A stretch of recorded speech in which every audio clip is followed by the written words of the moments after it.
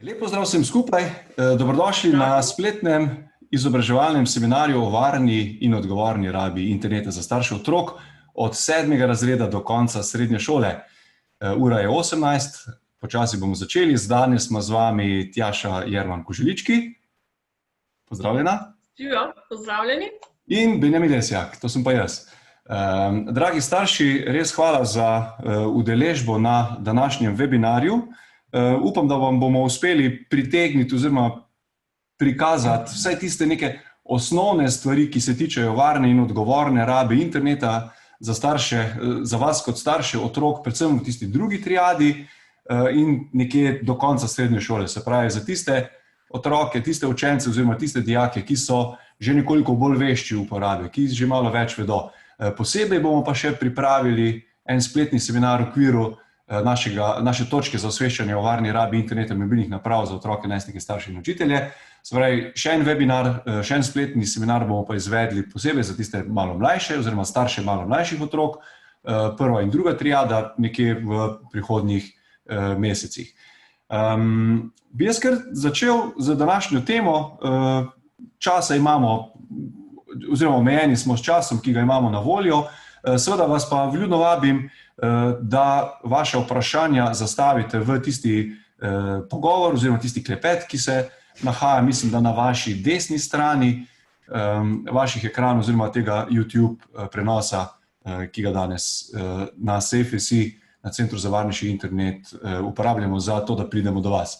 Ok, dejstvo naslednje, čisto na kratko, otroci uporabljajo tehnologijo, to je res, a ne? Ampak, če ste malo pozorni na to sliko, vidite, da mogoče nekaj manjka. Ta slika je bila posneta pred korono, pred marcem 2020. Danes se mi zdi, da bolj ali manj kateri razredi se pojavljajo na tak način, se pravi preko nekih ekranov, oddaljeni z maskami, z nezmaskami in tako naprej. Za vse tiste starše, ki imate otroke v karanteni oziroma da ne morejo hoditi v šolo, upam, da se čim prej stvari uredijo in da bodo tudi vaši otroci lahko čim prej spet nazaj sedli v šolske klopi.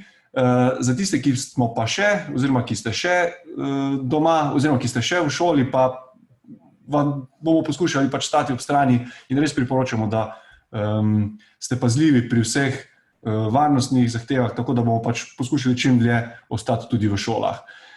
Preden da pa gremo čisto na otroke, čisto na hitro, en tak kratek prerez, kakšni uporabniki smo odrasli. Jaz na mojih predavanjih za starše večkrat opozorim s tole sliko, kako izgleda ta otrok in ata tam ob enih 4-5 popoldan, ko fotor pride iz šole, iz službe, otrok se vrne nazaj iz ali vrtca ali šole, kakorkoli in je prepuščen samemu sebi. Seveda, ata je njegov vzor in mame niso nič kaj drugačne, ampak potem odrasli, ko gremo iz tistega družinskega življenja še v neko zasebni odnos ata in mama, se pogosto zgodi še kaj takega. Dajte razmišljati, kakšen zgled dajete svojim otrokom z uporabo mobilnih naprav, z uporabo vseh teh ekranov, ki nas dnevno in dobesedno obkrožajo v vsaki minuti. Bolj si povezan, manj si povezan. To morate se zavedati. In na tem mestu mislim, da bo Tjaša zdaj super nadaljevala to temo, kaj je z prekomerno rabo in zasvojenostjo, ki jo opažamo na vseh koncih starosti. Se pravi, od tistih najmlajših do otrok, učencev, dijakov, kot tudi do tistih starejših in celo najstarejših. Tjaša, izvoli. Super, hvala Benjamin za tale lep uvod. Tudi jaz vedno, kadar govorim o prekomerni rabi, skušam najprej starše povabiti k temu, da razmislite o lastni uporabi novih tehnologij, da zelo iskreno pogledate v ogledalo glede tega in ugotovite, kaj tam vidite. A je vaša uporaba taka, kot jo nekako pričakujete ali pa si želite od svojih najstnikov in najstnic, ali od otrok pričakujete mogoče še kaj več? Daleč so te dnevi, ko so samo otroci veseli na igricah, starši pa tega sploh niso nič kaj uporabljali. Danes dejansko, tako kot si rekel Benjamin, vsi visimo na telefonih zelo veliko časa in pogosto mnogo dlje časa, kot se tega sploh zavedamo. To je fino iti mogoče malo v nastavitve, pa poiskati screen time, ugotoviti, koliko časa smo mi v resnici na dan na telefonu. Večina je kar šokirana, ko pogleda malo to statistiko. Dlje časa smo, kot ponavadi mislimo.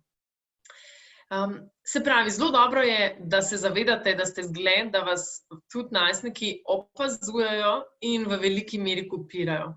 Zdaj, tukaj so bila tudi vprašanja, kaj narediti, ko so razhajanja glede tega, kako mama ali pa oče uporabljata nove tehnologije. Nekako najboljši nasvet je še vedno, da skušate doseči nek konsenz glede tega, ker je zelo težko reči, da mora, dosti manj uporabljati, kot nekdo drug v družini pa ima dovoljenje, da lahko recimo cele popoldneve na računalniku. To je malo težko pričakovati. Zdaj, kot vidite, naslednji nasvet je, da se pogovarjate oziroma pogovorite o škodljivih učinkih prekomerne rabe. Zdaj, govorimo tlele o najstnikih, najstnicah, ko so počasi že toliko stari, da morajo počasi že sami razumeti, zakaj je potrebna omejitev in sami nekako prevzemati odgovornost zase in tudi misliti na nek svoj razvoj.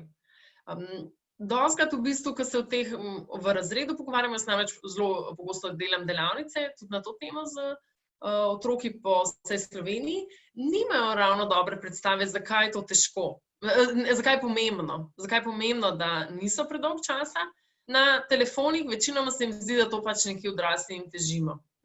Fajn je, da jim razložimo, kaj so številne slabe posledice, ki pridejo iz tega, če ves svoj čas namenimo zgolj računalniku ali pa zgolj telefonu. Če je to še možno, postavite časovne omejitve glede uporabe, preden se vam zdi, da je to sploh potrebno. Če pri vas doma še ne opažate, da je to problem, je vseeno dobro, da jasno postavite že zdaj svoje stališče, da telefon ne more biti kar non-stop v uporabi, da ste vi tisti, ki boste vsaj malo določili, koliko je to možno, kdaj, koliko časa. Otroci, ki imajo nekako ta občutek, ko bom pa to bom pa lahko tudi več, se mi zdi, da lažje prenaša omejitve. Predvsem pa je veliko lažje prej postaviti, kot pa potem, ko se že navadijo na cele popoldneve na igricah, zdaj naenkrat to zbijati in zmanjševati nazaj. Se pravi, preventiva tudi v tem smislu veliko bolj učinkovita.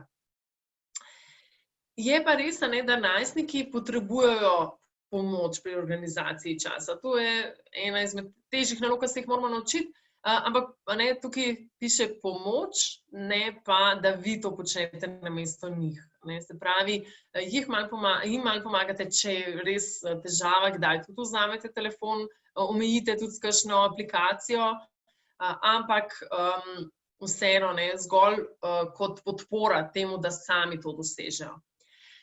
Velika debata je okrog tega, koliko pa je zdaj primeren čas za najstnike.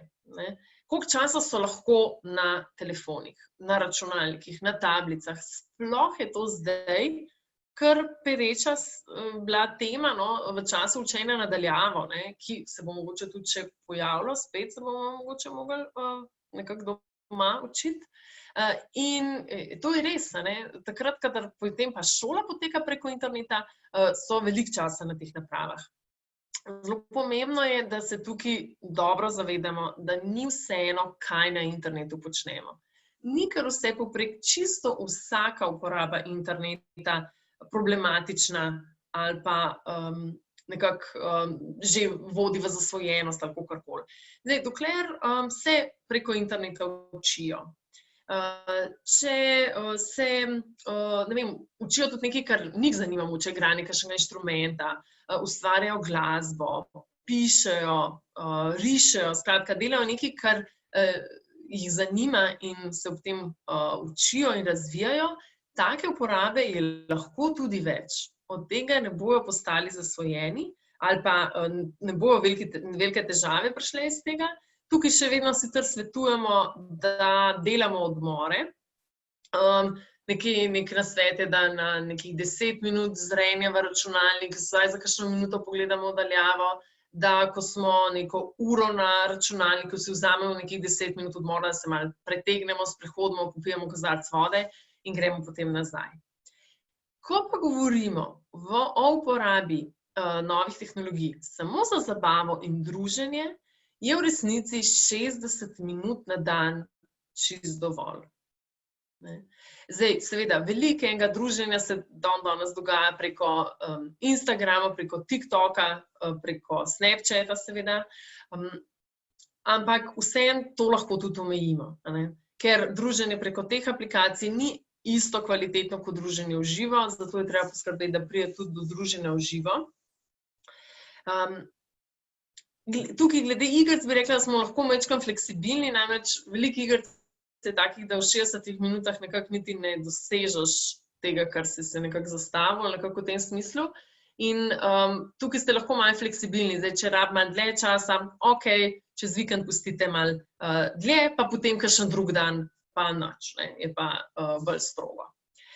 Zdaj, tukaj je še par družinskih pravil napisanih. Ena taka stvar, ki se v mnogih gospodinjstvih dobro obnese, je, da doma mobilni telefoni postanejo stacionarni. In jih nimamo non-stop v žepu in na dosegu roke, ampak so nekje v dnevni sobi ali pa še bolj v predsobi, ves čas pospravljeni in samo takrat, ko zazvonijo, jih uporabimo. To je zelo dobro zato, da razvijamo neko distanco do telefonov, da nas ne motijo, ko jemo, ko gledamo filme, ko se pogovarjamo in družimo in tako naprej. Mobitel ne sodi v spalnico, ponoči jih nimajo pri sebi, naj dobijo budilke, ta prave, ne na telefonu. Fajn je, da kakšen dan določite tudi za digitalno dieto, se pravi, ali pa digitalni post, da tisti dan ni nič telefonov ali pa drugih naprav.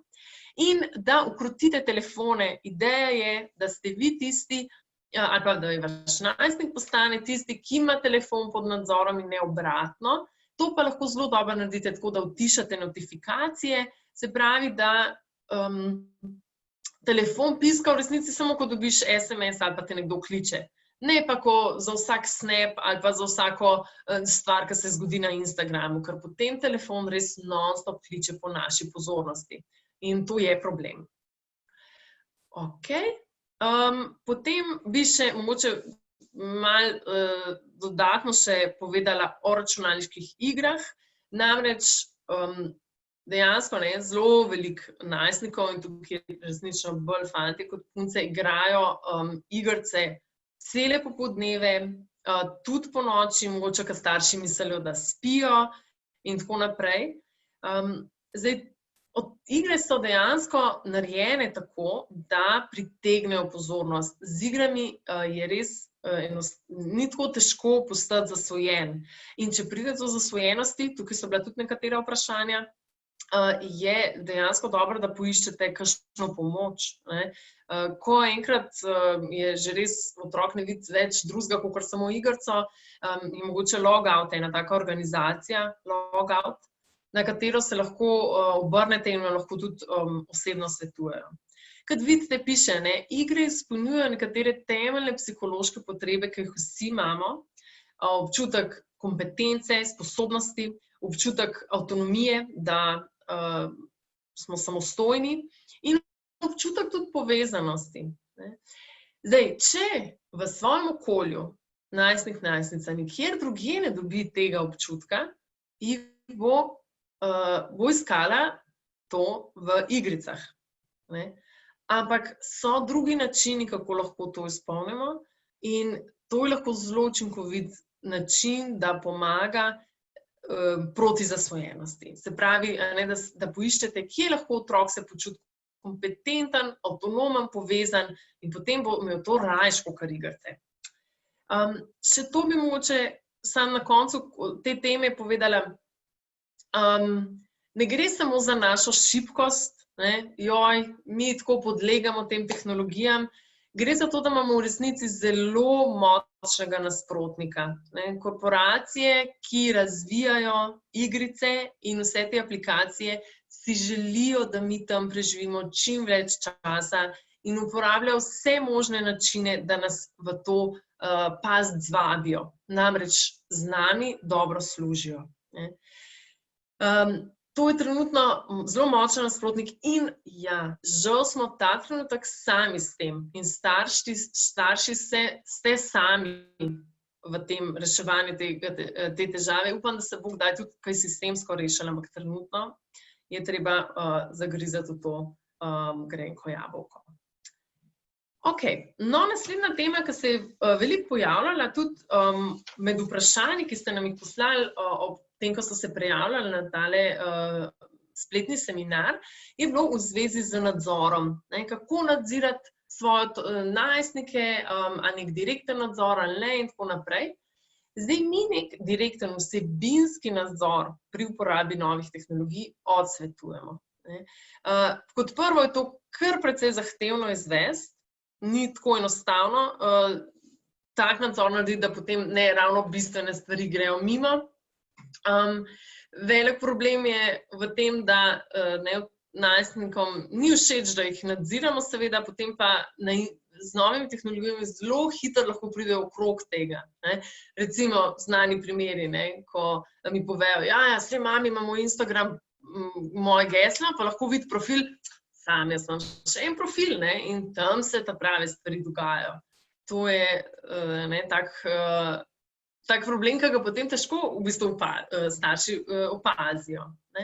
Potem je problem tudi za odnos med starši in najstniki.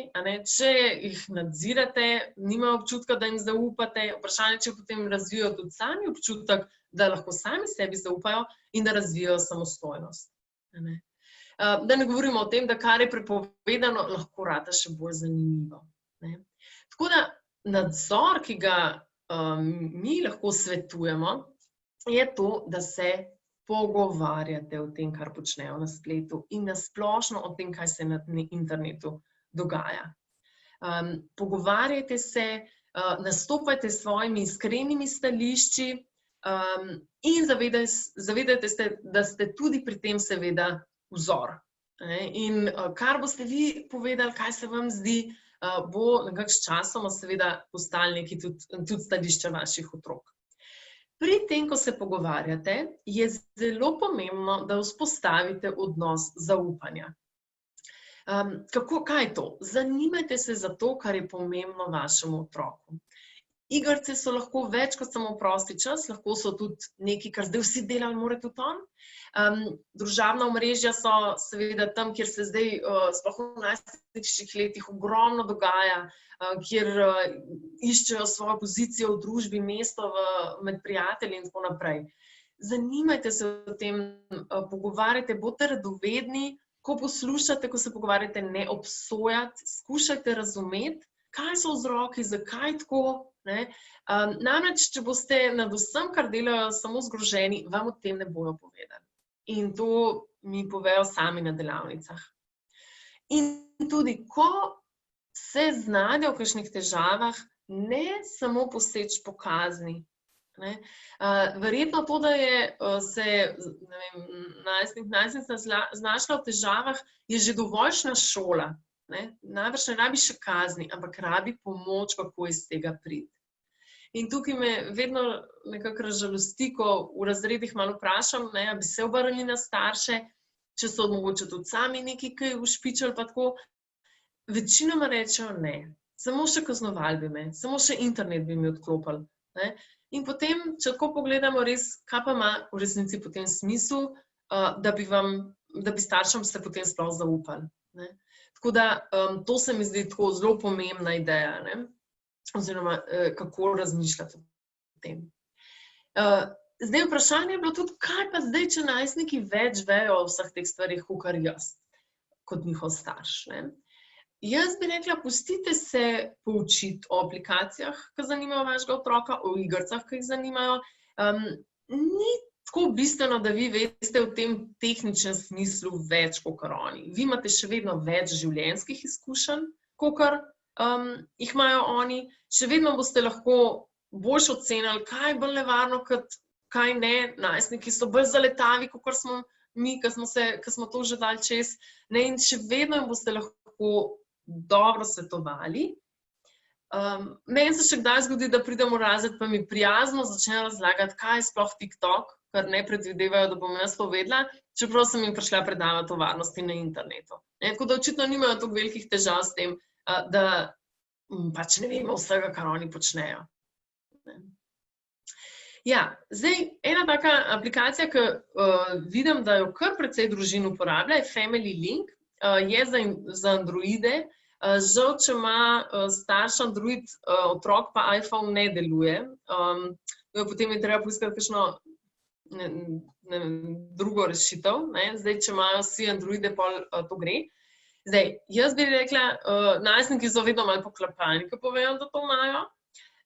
Mislim, da kar se tiče za nadzor porabe časa na teh napravah, je to povsem ok, super. Do neke mere glede aplikacij pa iger, ki jih si naložijo na svoj telefon, tudi spet odvisno od starosti, da bi pa preverjali njihove SMS-e, pa lokacijo, pa se mi zdi že kar grob poseg v bistvu, v njihovo zasebnost pri teh letih. Ok, če gremo naprej, Benjamin, bi še, ja, velika skrb je, ok, otroci ali pa najstnici so zdaj tudi med tem učenjem nadaljavo sami z računalniki, starši smo po službah in imajo dostop do širnega interneta, kjer ja, lahko in sigurno naletijo tudi na neprimerne vsebine. So, žal, na internetu so, težko se jih je znebiti, da so neprimerne samo za najstnike, za marsikoga so škodljive, ampak spet, z nekimi filtri je to zelo, zelo težko zajeziti. Je pa res, da če naletimo na to, na neko nerazumevanje vsebin, ko naletijo na te vsebine, lahko res vodi do nekih zelo napačnih predstav o odnosih, o nasilju, o spolnosti, velikokrat omenjajo pornografijo. Rekla bi, da z fanti že kar od 6. razreda naprej je fajn imeti tudi pogovor na to temo. Tukaj bi spet rekla, pripravite jih na to, opolnomočite jih, da se takim vsebinam znajo tudi izogniti, da vejo, da ni vse dobro za njih. Če boste dovolj odprti, upamo, da ste vi vseeno glavni vir informacij za te stvari in ne nujno internet. Tle je čisto na hitro še spletno nadlegovanje, kaj narediti, če pride do tega, pri vseh teh raznih stikih, če je že prišlo, je bilo vprašanje. Če se to dogaja na šoli, se pravi, da so vključeni sošolci, sošolke, je fajn, da vključite šolo, razredničarko, socialno delavko in vso to pomoč. Fajn je, da se o tem v razredu pogovori oziroma z vsemi udeleženimi in se to resno rešuje. Če gre za neko nadlegovanje, ki nimam veze tako z vrstništvom, če je še dovolj hitro blokirajte, prijavite ta profil. Če je pa resno, potem pa tudi vključite policijo v reševanje težav. In ko govorimo o povezanosti in o tem, kako se je treba pogovarjati, na predavanjih večkrat pridemo nekako do ugotovitve, da je staršem to danes včasih res težko. Benjamin, lahko mi klikneš naprej in se še enkrat vrnemo na to slikco, ki smo jo že videli in se jo že pokazal. Če se želimo povezati s svojim otrokom, pomislimo, a nam mogoče tehnologija stoji na poti. Mogoče nimamo časa tudi mi kdaj za svoje otroke, ki se obrnejo na nas, ne samo, da oni nimajo časa za nas zaradi tehnologij. In kljub temu, da zelo poudarjam pogovor in to, da se nekako skozi pogovor vse skupaj vodi, je vseeno, včasih pride pa tudi trenutek, ko pač postavite mejo. Bilo je vprašanje, kako naj 12-letniku razložim, da še ne sme imeti aplikacij z družabnimi omrežji. Mogoče, če ne gre razložiti, pa enostavno rečete, zato ker je uradno dovoljeno šele po 13 letih, postavite mejo in jo tudi držite. Tudi to vseeno dobra taktika in tehnika. Ok, to bi bilo o teh dveh temah zaenkrat od mene. Benjamin, poznamaš naprej? Ja, odlično. Hvala vsem staršem, ki veselo komentirate na YouTube kanalu. Tam se je sprožila kar divja razprava. Nekateri, po mojem, ne starši, tudi poskušajo nekaj odgovarjati. Če greš tja še mogoče vmes pogledati, boš videla kar nekaj posameznikov se poskuša vplesti v pogovor, ampak dajte biti spoštljivi. No. Tema je resna, dajmo resno se pogovarjati o teh zadevah.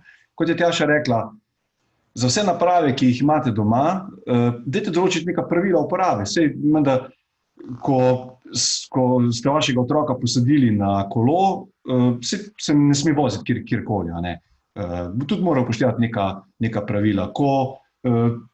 Za katerokoli stvar, s katero se ukvarjamo v življenju, morajo obstajati neka pravila uporabe in enako naj bo tudi za vse naprave, ki imajo zaslon v naši hiši.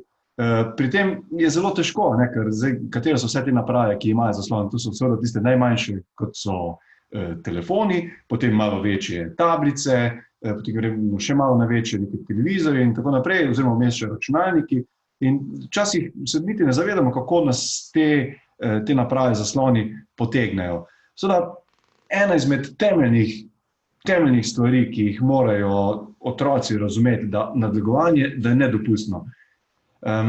Jaz imam prvošolca trenutno in jaz poskušam res, sicer prvošolca, to je čisto na začetku, ampak vidim, da že zdaj je včasih treba resno nastopiti s tisto, kako bi se pa ti počutil, če bi tebi nekdo nekaj takega naredil? Kako bi se ti počutil, če bi nekdo o tebi naredil en lažni profil na Instagramu? Ravno prejšnji teden smo recimo reševali na eni šoli en res grozni Instagram profil, ona res katastrofa. Mislim, kako sploh pride na tako idejo?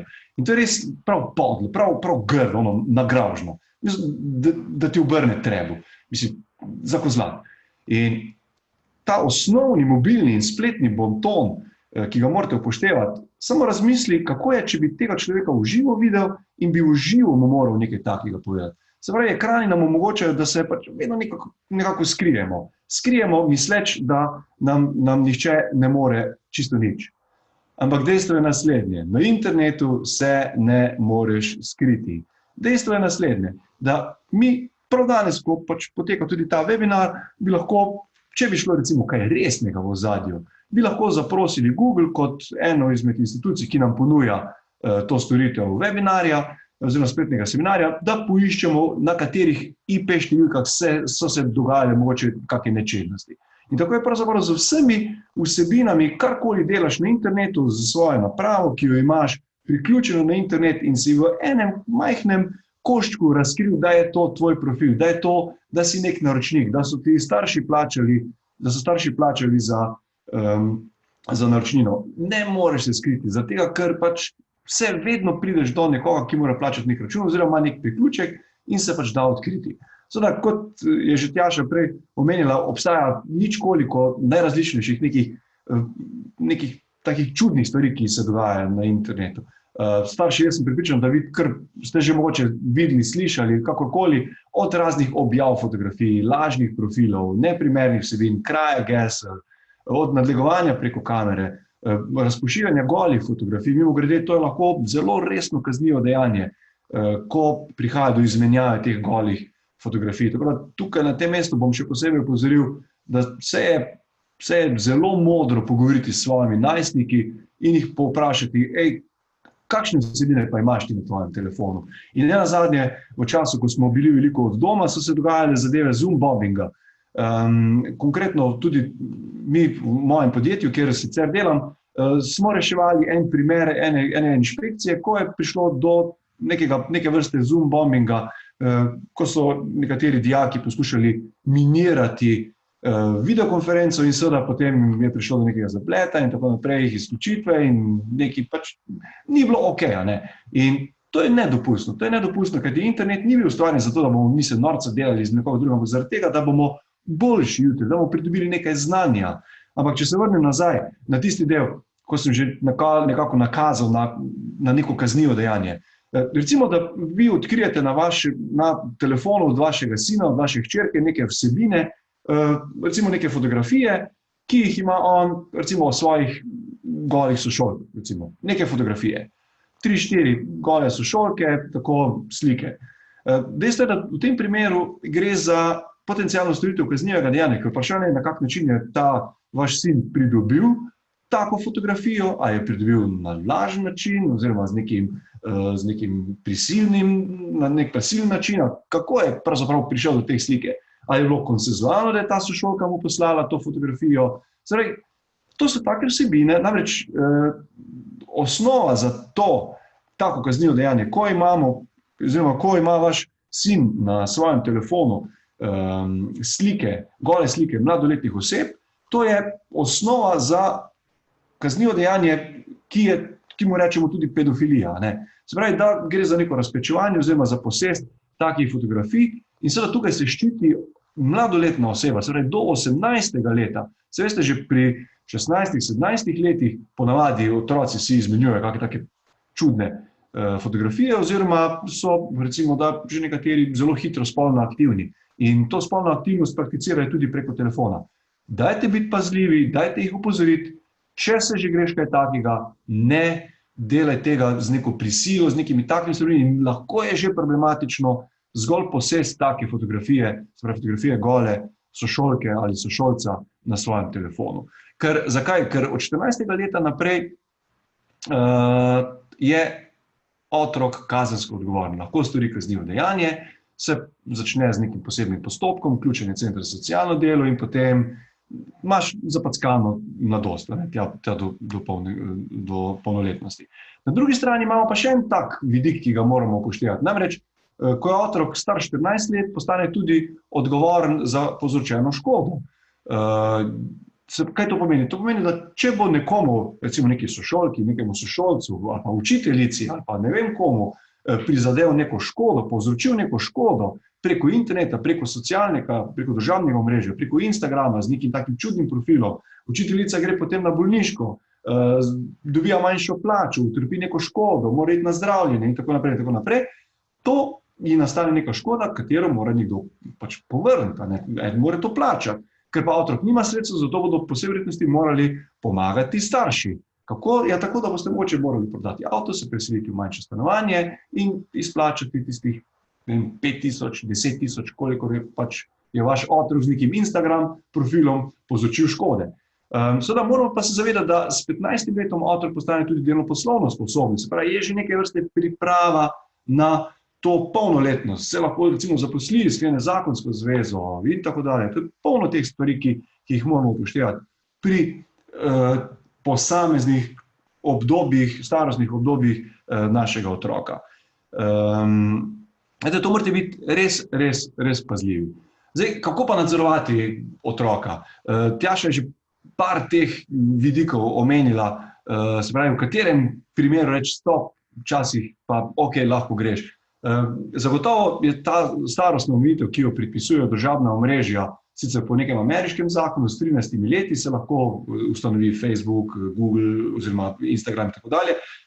Zdaj, pri nas v Sloveniji imamo to mejo nekaj postavljeno med 15 in 16 leti. Zdaj 15 let zaradi tega, ker zaradi te delne poslovne sposobnosti, pri 16 letih pa imamo iz zakonodaje splošne uredbe o varstvu podatkov, kjer lahko otrok že s 16 leti si ustvari nek profil. Sicer to se lahko z nacionalno zakonodajo se lahko ta zmanjša, ampak ne pa manj kot 13. Predvidevati je, da bomo z nekim novim zakonom o varstvu osebnih podatkov to sprejeli, da bo nekje pri letih 15. Vse tako sem se nazadnje pogovarjal. Zdaj, kako pravzaprav nadzorovati otroka? Omenjen je že bil ta Family Link. Family Link zagotovo je manj uporaben pri drugi oziroma pri tretji triadi in potem starejših otrocih. Zakaj? Zato, ker jaz, kot sem rekel, se pač poskušam izobraziti tudi na tem področju, kako Family Link, kako deluje. Mimogrede, če imate iOS napravo, iPhone napravo, lahko nadzorujete Android napravo. Ne morete pa z Android ali pa z iPhone napravo nadzorovati iPhone naprave. Se pravi, otrok mora obvezno imeti neko Android napravo, da jo lahko nadzorujete s tem Family Linkom. Ampak pomenljiva je naslednja stvar. Ko sem jaz vtipkal v Google iskalnik Family Link, Enter, pritisnem Return, prva stvar, prvi zadetek je bil how to crack, kako obiti nastavitve Family Linka, kako pretentati svojo mamo, očeta, da bo ta mislila, moj zlati srček je najbolj pameten. Zdaj, težko, da vam bo ta aplikacija res ponudila oziroma omogočila vse možne odgovore oziroma vse možne poti, da boste pač prišli, da boste rekli, moj otrok je pa varen na internetu. Mogoče še največ, kar lahko naredite, da imate nekako povezana računa, če imate recimo Google račun, da imate povezan račun z svojim otrokom in potem na tak način poskušali in se pogovarjate, predvsem pogovor je najbolj pomemben.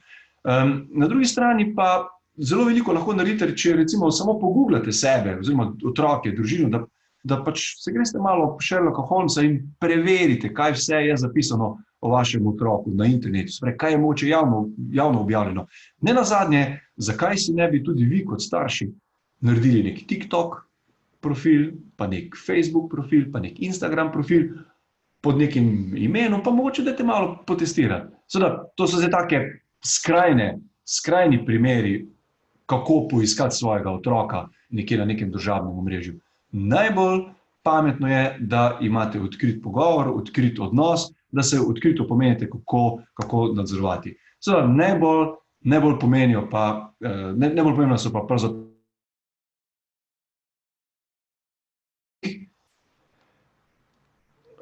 se predvsem določi, kako se bo uporabljala tehnologija, se pravi, ko zaključim domačo nalogo, ko naredim to, ko naredim ono, ko naredim tretjo, ko naredim te opravke, lahko uporabljam. In koliko se bo uporabljala, ne vem, 12-letnik 1 ura, 13-letnik ura in 15 in tako dalje. Predvsem pa morate ločiti uporabo tehnologije, ki je namenjena delu, in uporabo tehnologije, ki je namenjena zabavi. In da pač, kot je Tjaša omenila, točno postavite omejitve. Zdaj, mogoče malo pomenljiv ta prometni znak. Prepovedano je skakati čez most, no jumping off bridge. Ja, seveda, ker zdaj, če skočiš iz mosta, seveda razumljivo, da čutiš, da bo nekaj narobe, da se boš poškodoval. Pri tehnologiji, pri prekomerni uporabi tehnologiji pa tega ne boš začutil, ker boš dobesedno, če poznate tisti pregovor, kako skuhaš žabo, ja ne tako, da jo vržeš v vrelo vodo. Ker če skočiš iz mosta, je kot bi vrgel žabo v vrelo vodo in bo izskočila. Če pa jo počasi kuhaš od par stopinj lepo navzgor, se bo pa žaba skuhala. In ne želimo si, da bi se vaši otroci, da bi se skuhali kot žabe. In že, kot smo s Tjašo čisto na začetku omenila, dajmo biti mi starši zgled. Mi moramo biti tisti zgled.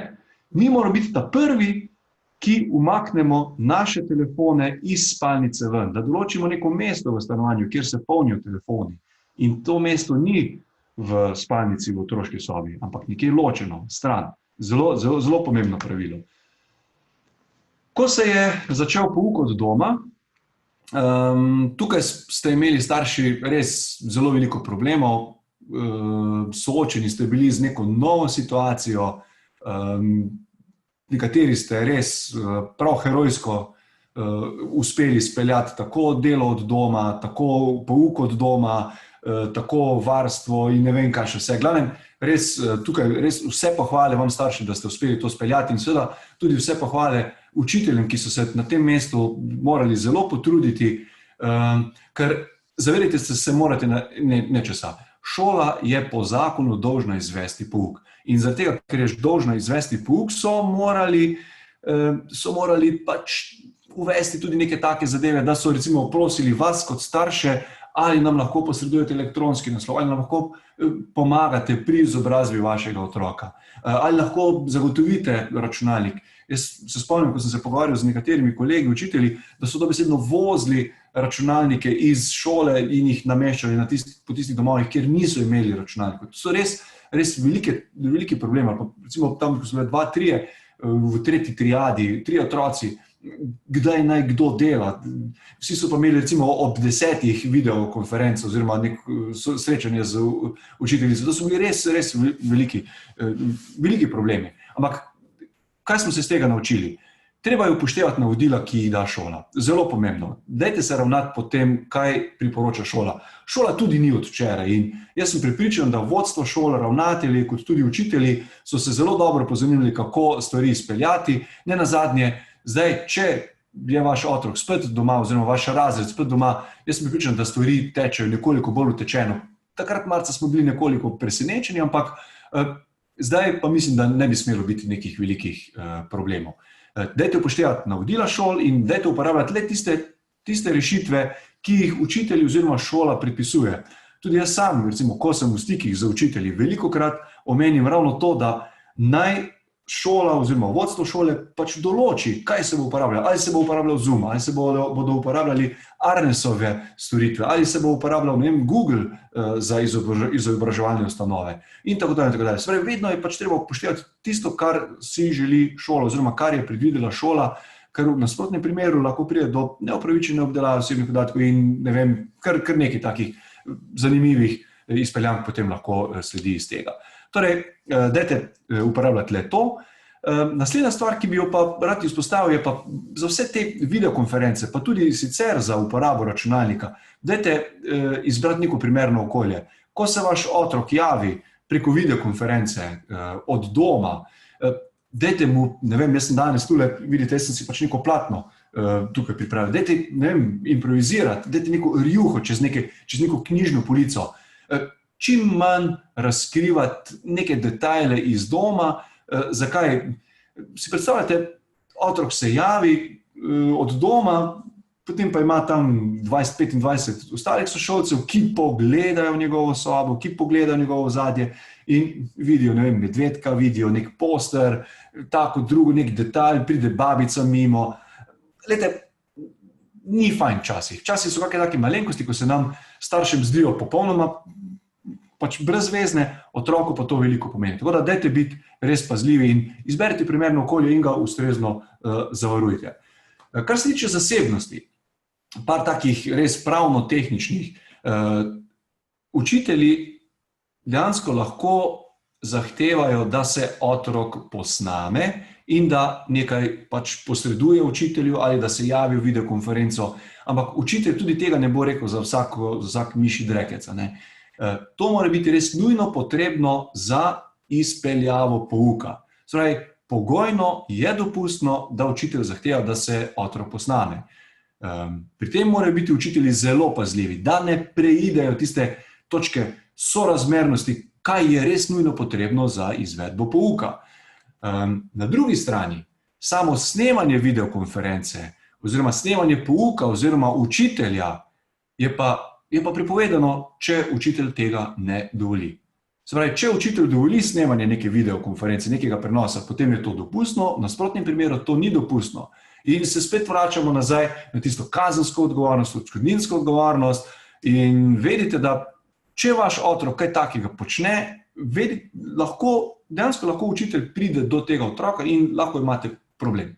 Torej, dajte opozoriti svoje otroke, da ne se vedejo spoštljivo, naj ne snemajo videokonferenc, razen če učitelj tega ne pusti. Res, to so resne zadeve, ker po enih informacijah bi naj tudi na Štajerskem bilo neko tekmovanje najbolj smešnih izjav, ki so jih učitelji izrekli v času korone preko nekih videokonferenc. To je nedopustno, prav grdo, ne.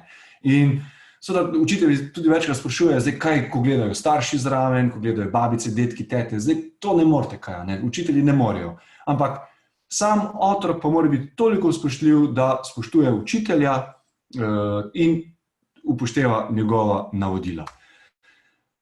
Seveda, stvar je naslednja, kako pridobiti vsa ta znanja, kako pridobiti vse te vsebine,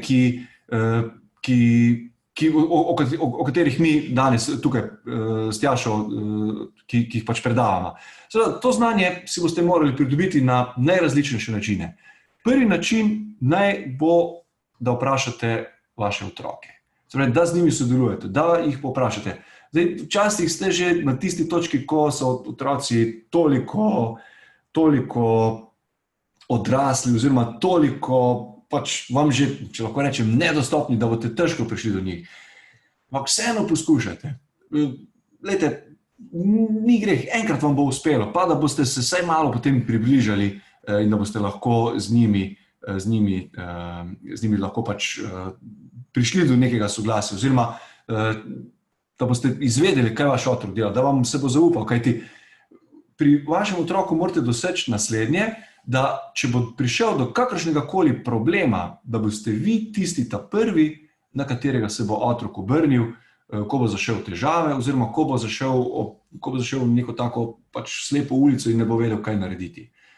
Kar nekaj informacij o tem boste pridobili na naši spletni strani. Spletna stran Safe.si je zelo uporabna, vam res priporočam. Vse te stvari, ki sva jih danes s Tjašo predstavljala, so bolj ali manj zajeta v priporočilih za starše pri izvajanju pouka na daljavo, tako imenovan varnostni vidik.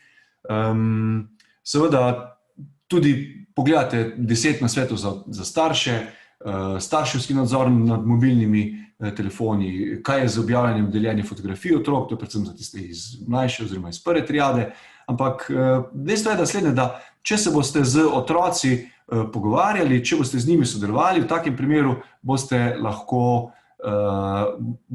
dobili zelo, zelo veliko dobrih odgovorov, dobrih primernih tem in da boste potem tudi, da bo otrok dojel, da pravzaprav mu vi hočete pomagati, da niste tudi za nek branik oziroma nekdo, ki mu želi preprečiti vso komunikacijo, vse karkoli je pač fajnega na internetu. Ok, Tjaša, bi še hotela ti kaj povedati? Sicer bi jaz vmes, dokler se še Tjaša poskuša povezati, mogoče en tak nasvet, ki ga jaz vedno staršem, pa tudi dijakom, ravno včeraj sem imel eno srečanje z enimi dijaki, da se poskušajo zavedati, da vsako dejanje prinaša neko posledico. Vedno lahko pride do neke posledice. Zdaj, ali bodo te posledice super ali ne bodo super, je odvisno od tebe, otroka in seveda tudi od nas, staršev. Ampak vedno je fajn pač strmeti k temu, da bodo dobra dejanja prinašala neke dobre, neke sladke posledice, da se bomo fajn imeli. Tjaša, bi še ti kaj dodala? Kakor smo malo spremljali tale chat, kakšnih konkretnih vprašanj ni se pojavili. Bilo nekaj komentarjev. Veseli nas, da se vam zdi ta seminar fajn in da se vam zdi, da je koristen, oziroma, kot ste slišali, imamo namen še nekaj tega narediti, tako da dobrodošli tudi takrat, da nas poslušate. Všeč mi je bil tudi komentar na tale predlog glede digitalne diete. En starš je povedal, da se dobro obnese in da v tistem času pride potem veliko enih sposobnosti otroka na dan, ki se jih drugače ne vidi. In res dejansko toliko veliko stvari delamo zdaj preko interneta, da ne opazimo niti stvari, ki bi jih lahko otroci razvijali, če bi imeli več časa tudi offline. Zdaj, mogoče bi potem, če ni vprašanj, jaz nekako malo zaključila s tem, kar si tudi sam nekako zdaj na koncu omenil. Resnično je najpomembnejše ozaveščanje, ni enoznačnih odgovorov. Jaz upam, da sva uspela z Benjaminom na čim več vaših razmišljanj, vprašanj, dilem odgovoriti, ampak velikokrat ni nekih preprostih rešitev. Danes se življenje dogaja na internetu, ne samo naše, ampak družbeno. In te težave, ki jih imamo z internetom, so v bistvu tudi težave, ki se vedno pojavljajo, ko najstniki stopajo v svet in vse bolj komunicirajo z njim. Zato predvsem, tako kot ozaveščamo o zdravju, o varnosti v prometu in tako naprej, je treba poskrbeti, da smo sami ozaveščeni, pa da so naši najstniki ozaveščeni in na srečo za večino težav v zvezi z internetom so tudi rešitve na internetu. Vsaj tale naša spletna stran, pa še seveda marsikaj druga.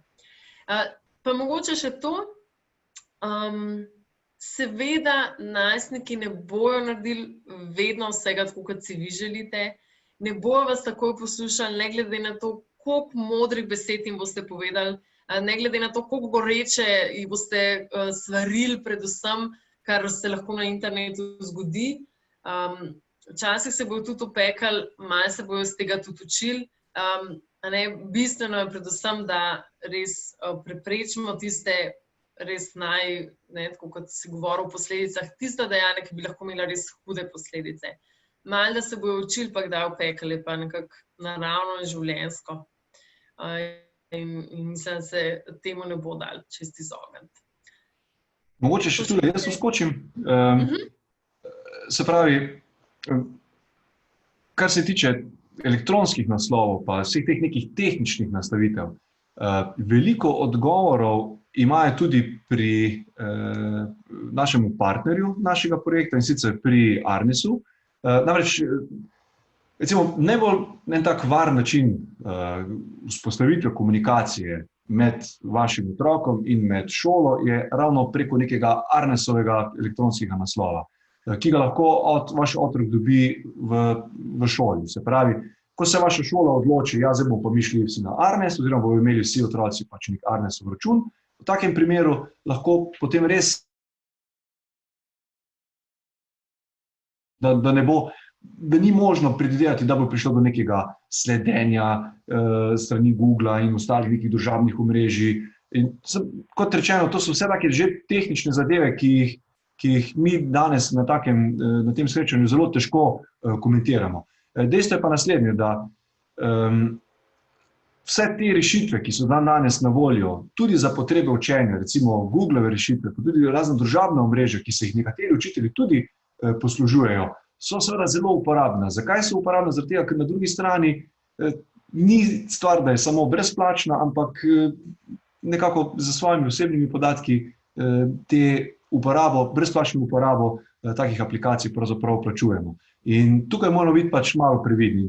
In če boste recimo vi na vaši šoli opazili kot starši, da pač šola mogoče ne gre ravno v tisto smer, ki bi si jo vi želeli, se pravi, ne vem, da mogoče zahteva, da si vaš otrok ustvari nek Google račun ali pa da pravzaprav mlajšega od 13 let, da si mora ustvariti Google račun oziroma e-mail kot Gmail.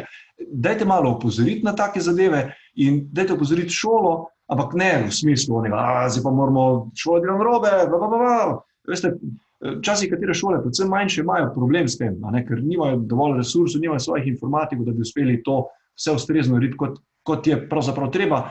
Na drugi strani pa, kot sem že prej omenil, je še vedno treba izvesti pouk.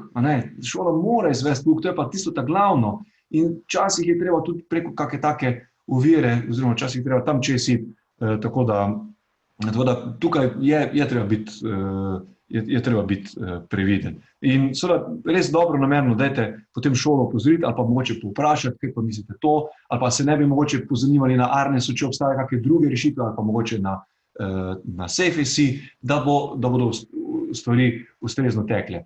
Seveda, v največji meri se pa seveda priporoča, da šole uporabljajo Arnesove storitve. Mimogrede tudi letos tik pred začetkom šolskega leta je Arnes omogočil dostop vsem šolam preko Zoom videokonferenčnega sistema, poleg tistih vseh sistemov, ki jih Arnes sicer tudi nudi na lastni infrastrukturi. Tako da tukaj imamo res takega močnega ponudnika in močno podporo v tem našem Arnesu. Če bo še kakšno tako zanimivo vprašanje na chatu, potem ga bomo odgovorili, sicer pa se vam jaz resno zahvaljujem. Želim vse dobro, da bi šlo fajn v tem šolskem letu z vašimi otroki, da ne bi imeli preveč problemov, pa da bi vaši otroci bili čim dlje časa v šoli, čim manj dela od doma in da bi vam povzročili čim manj preglavic, pa da bi se mogoče res poskušali zavedati, to je mogoče krinka, da me drugi ne vidijo in me lahko najdejo. In ni lepo, da počnem neke take traparije, lumparije, ki so danes mogoče smešne, naslednji dan pa se lahko izkaže za neko resen problem. Torej, dajte otroke predvsem z tega vidika malo tiščati v to, kot rečemo, sočutje, empatijo, pa mogoče vsem nam veliko bolje. Hvala vam z moje strani. Tjaša, še ti? Ja, seveda, hvala tudi od mene. Vesela sem za tale obisk in hvala za vse pohvale na chatu. Tudi jaz vam za konec želim predvsem čim več kvalitetnega časa z vašimi najstniki in da boste uspeli predvsem z vašim dobrim odnosom ukrotiti vse tehnologije, ki vdirajo v naše družinsko življenje in v naša stanovanja. Srečno in se vidimo naslednjič. Adijo! Adijo!